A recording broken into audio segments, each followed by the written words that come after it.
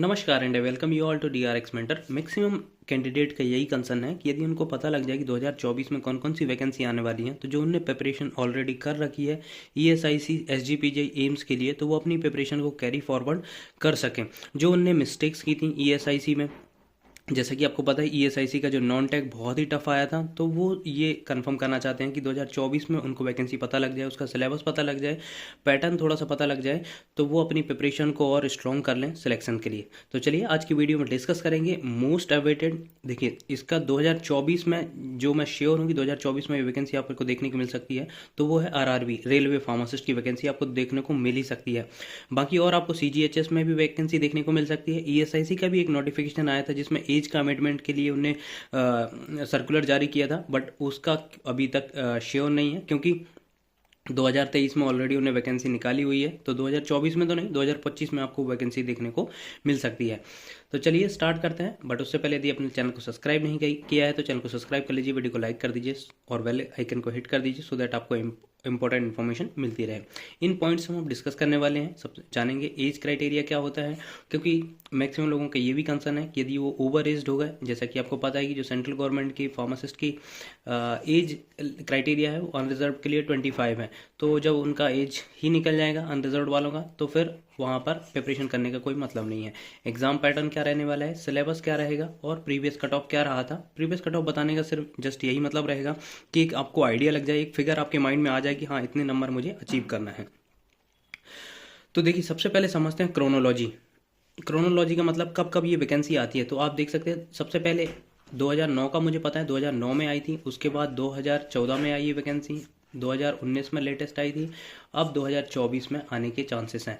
अब देखिए यहाँ पर क्रोनोलॉजी समझिए कि 2009 में आपके लोकसभा इलेक्शन हुए थे, 14 में भी आपके इलेक्शन हुए थे, 19 में भी आपके इलेक्शन हुए थे और 24 में भी आपके इलेक्शन शेड्यूल्ड है। जैसा कि आपको पता है कि 2024 में अप्रैल और मई के बीच में आपको ये इलेक्शंस होने हैं।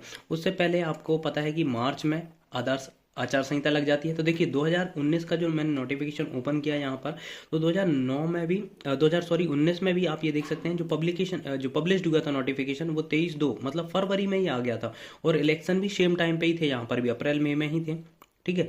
और मार्च में यहाँ पर आदर्श आचार संहिता जो लग जाती है वो थी, तो फरवरी में इसका नोटिफिकेशन आया था। तो वी कैन एक्सपेक्ट कि 2024 में जनवरी या फरवरी में वैकेंसी आपको देखने को मिल सकती है, ठीक है। और इसका एग्जाम देख सकते हैं आप, एग्जाम हुआ था इलेक्शन के बाद, ये आप देख सकते हैं tentatively scheduled during first week of June, और आई थिंक जुलाई में इसका एग्जाम हो गया था। तो यहाँ पर भी ये पॉसिबिलिटी है कि 2024 में आपको इलेक्शन से पहले वैकेंसी देखने को मिल जाए और इलेक्शन के बाद आपका एग्जाम कंडक्ट हो, ठीक है। तो चलिए डिस्कस करते हैं हम कि एज क्राइटेरिया क्या था। ये नोटिफिकेशन था 2019 का, जिसके बेसिस में आपको बता रहा हूँ। अब यदि 2024 में कुछ मॉडिफिकेशन आएगा तो मैं उस पर आपको एक लेटेस्ट वीडियो बना दूंगा, बट इतना ज़्यादा मॉडिफिकेशन होता नहीं है, क्योंकि ऑलरेडी यदि उनको मॉडिफिकेशन करना होता है तो एक सर्कुलर जारी किया जाता है, पब्लिक नोटिस जारी किया जाता है, जो कि अभी तक हुआ नहीं है।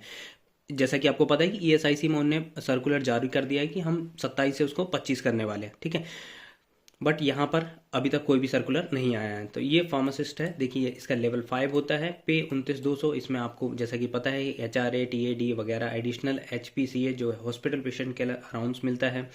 मिनिमम एज लिमिट आपकी 20 है, यहाँ पर देख सकते हैं जो जिनकी एज 20 मिनिमम है वो यहाँ पर फॉर्म भर सकते हैं। अपर एज लिमिट है 35, मतलब मिनिमम आपकी 20 होना चाहिए और मैक्सिमम 35 होना चाहिए। ये अनरिजर्व्ड के लिए है, अनरिजर्व मतलब जो जनरल कैंडिडेट के लिए। अब यहाँ पर क्या होता है कि जो कैंडिडेट होते हैं आपके ओबीसी के, एससी के, एसटी के और आपका फिजिकली हैंडीकैप, इनके लिए एडिशनल रिजर्वेशन रिलैक्सेशन मिलता है एज में। जैसे ओबीसी में आपको 3 साल का मिलता है, SC ST में आपको 5 साल का मिलता है, और फिजिकली हैंडीकैप में 10 ईयर का एडिशनल आपको रिलैक्सेशन मिलता है। इसेंशियल क्वालिफिकेशन की बात कर लेते तो यहाँ पे आप देख सकते हैं 10+2 इन साइंस। यहाँ पर साइंस मेंशन किया हुआ है, मतलब यहाँ पर आप मैथ्स वाले भी और बायो वाले दोनों ही अप्लाई कर सकते हैं, क्योंकि मैक्सिमम कैंडिडेट का कंसर्न होता है। और कंसर्न इसलिए भी होता है क्योंकि SSC ऑलरेडी वहाँ पर मेंशन नहीं करता है कि मैथ्स वाले फॉर्म, सिर्फ वहाँ पर 10+2 इन बायोलॉजी लिखा हो रहता है, PCB लिखा होता है, इसलिए वहाँ पर प्रॉब्लम होती है। बट यहाँ पर सिर्फ साइंस लिखा हुआ है, तो यहाँ पर मैथ्स और बायो दोनों ही एलिजिबल होते हैं, ठीक है। फिर उसके बाद आपके पास होना चाहिए diploma in pharmacy from a recognised institute और रजिस्टर्ड एज अ फार्मासिस्ट। तो आपके पास 10+2 साइंस में होना चाहिए, डिप्लोमा इन फार्मेसी होना चाहिए और आप रजिस्टर्ड फार्मासिस्ट होना चाहिए, ठीक है। और करके है bachelor's degree in pharmacy, B pharm वाले भी आप यहाँ पर अप्लाई कर सकते हैं, बी फॉर्म प्लस आपके पास रजिस्ट्रेशन होना चाहिए। तो देखिए ये बहुत ही अच्छा किया है इनने कि दोनों को ही एलिजिबल किया है, बी फॉर्म और डी फॉर्म को, क्योंकि मैक्सिमम हम देख रहे हैं आजकल वैकेंसी इसमें, जैसे एम्स में हुआ था, पहले हुआ था, बट उन्होंने फिर मॉडिफाई कर दिया कि सिर्फ वहाँ पर डी फॉर्म को एलिजिबल किया था, बी फॉर्म को नहीं किया था। दोनों को ही करना चाहिए। ऑलरेडी हाई कोर्ट्स के जजमेंट्स आ चुके हैं जिनमें उन्होंने बोला है कि इसेंशियल क्वालिफिकेशन भले ही डिप्लोमा इन फार्मेसी हो सकती है, बट आप जो हायर डिग्री रखते हैं क्वालिफिकेशन में, उनको आप डिनाई नहीं कर सकते फॉर्म फिलअप करने से और उनको फार्मासिस्ट बनने से, ठीक है। नेक्स्ट देखते हैं एग्जाम पैटर्न। देखिए एग्जाम पैटर्न यहाँ पर भी जैसा कि आपको पता है सभी एग्जाम आजकल नॉन टेक्निकल पूछ रहे हैं, तो यहाँ पर भी सेम है। यहाँ पर प्रोफेशनल एबिलिटी मतलब आपका जो बी फॉर्म और डी फॉर्म जो फार्मा रिलेटेड है वो यहाँ पर सिलेबस आने वाला है, वो 70 क्वेश्चन आएंगे और ये रहेंगे आपके 70 मार्क्स के, ठीक है।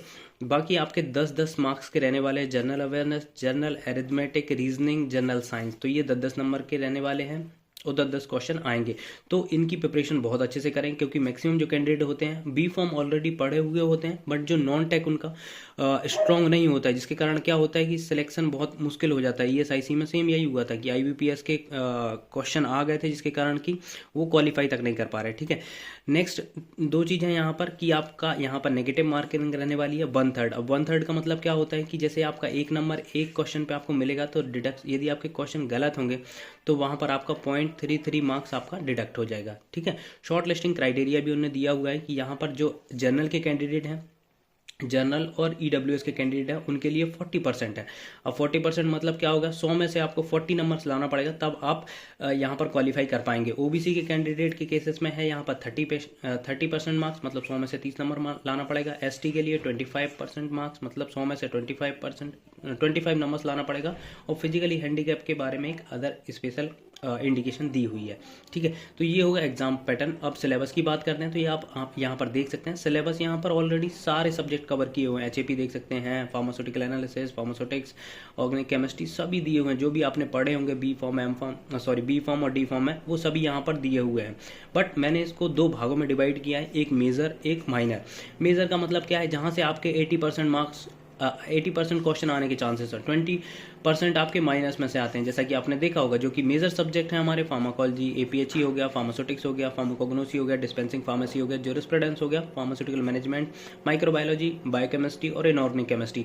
इतने जो सब्जेक्ट हैं, इनसे मैक्सिमम क्वेश्चन आपके आते हैं। आपने भी देखा होगा, ऑलरेडी आपने 3-4 एग्जाम पेपर दे चुके हैं, ईएसआईसी का दे चुके हैं, एम्स का आप देने वाले हैं, एसजीपीजीआई का दे चुके हैं।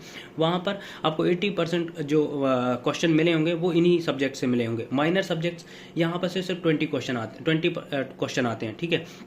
तो इनको आपको जब आपकी ये सिलेबस कंप्लीट हो जाए, ये जब आपके कंफर्म हो जाएं, आप इनमें अच्छे से कमांड कर लें, तब आप इनकी ओर देखें। अदरवाइज क्या होगा कि आपने यदि 20% वाले ज़्यादा रट लिए या ज़्यादा आपने उसको पढ़ लिया, तो क्या होगा कि आपके सिर्फ 20 क्वेश्चन आने वहाँ से, तो आपका जो स्कोर होगा वो बहुत पुअर होगा, ठीक है। उससे अच्छा है कि आप मैक्सिमम जो है वो आप कवर करें, मैक्सिमम क्वेश्चन जो सिलेबस है उसके पीछे आप पढ़ जाएं, उसको अच्छे से प्रिपेयर करें, ठीक है।